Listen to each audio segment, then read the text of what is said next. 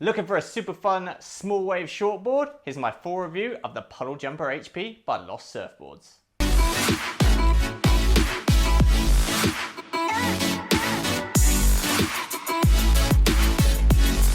Hi guys, Chris from Stoked for Travel here. Welcome back to the channel. Now before I get started, make sure you hit that subscribe button so you don't miss out on any video goodness.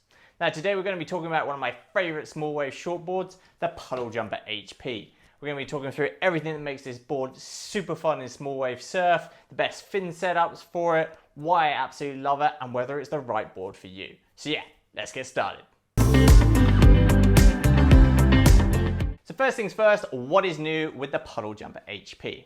Well, they've taken everything everyone loved about the original Puddle Jumper, the ease of paddle, the small wave performance, and the fun, and really tweaked it and taken it to the next level.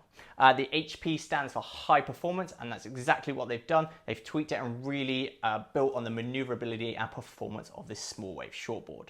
Now I'm going to overlay an outline of both the original and the new Puddle Jumper HP side by side so you can see what they've done with the outline. But essentially what they've done is they've really pulled in that nose and also pulled in that tail to boost the performance of the board. And now the original Puddle Jumper had its wide point just past the center of the board, which really helped the paddle power. And on the HP, they pulled that back just slightly to really boost the performance of the board overall. Now when it comes to rocker, it's still a pretty flat rocker, so you still got that ease of paddle, which is obviously pretty important, especially in a small wave shortboard. So yeah, you've retained all the paddle performance that you really liked about the Puddle Jumper HP, especially in those small beachy onshore mushy conditions. When it comes to the concaves and the bottom of the board, you've got a single concave running from the center right through to the tail, which is really going to help you pull through that speed and channel all that water through those fins, especially in those flat sections or a bit more dead sections. And at the end of the tail, you've got a really heavy V, which is going to really help out the pivot in your turns and really up your rail-to-rail game. Again, that squash tail is also going to really help that pivot between your rail-to-rail game.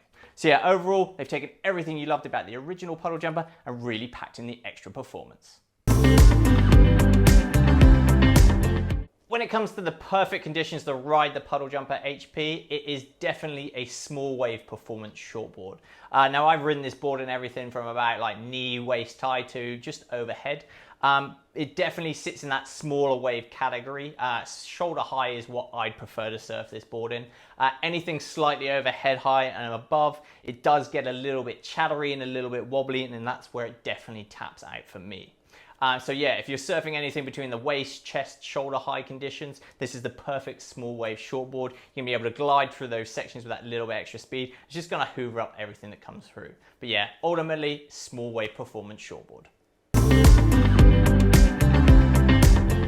Okay, now let's talk about fin configurations. Now the Puddle Jumper HP, much like a lot of small wave shortboards and groveler boards out there, comes in a 5-fin setup and is available in both FCS2 and also future fins.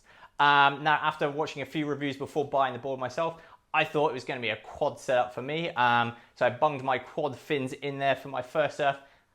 To much of my surprise, I actually really hated it. I thought it felt a bit sluggish. I just really did not get on with this board as a quad setup. Tried it a few times, just didn't really click with me. I was actually about to give up when one of my friends lent me his thruster setup, chucked those in, totally different board under my feet. Really gelled with the thruster setup on the Puddle Jumper HP, much to my surprise, and a lot of my buddies who also have the HP or the original Puddle Jumper. But yeah, as a thruster, I thought it handled way better. I just really like the feel of the board under my feet as well. But that's one of the joys of having the 5-fin setup in the board, is you can play around with configurations and figure out what works for you. I love it as a thruster. Loads of other people love it as a quad. Try it as both, make your own decision. But again, the 5-fin setup does give you the options. I'm running the JS Tri-Quad setup in here. I've tried it as both a quad and the thruster, and obviously I'm now sticking with the thrusters. So yeah, thruster for me, try it as a quad, make your own decision. Now when it comes to dimensions and choosing the right size Puddle Jumper HP for you, as you'd expect from any small wave performance shortboard, it does pack in a lot of foam. Now I've opted for the 511, and that's 21 1/4 wide by 2 5 8 thick and packs in 36.8 litres. Now I'm 6 foot and weigh about 82 kilos, so really ideally I should be riding about the 33-34 litre mark.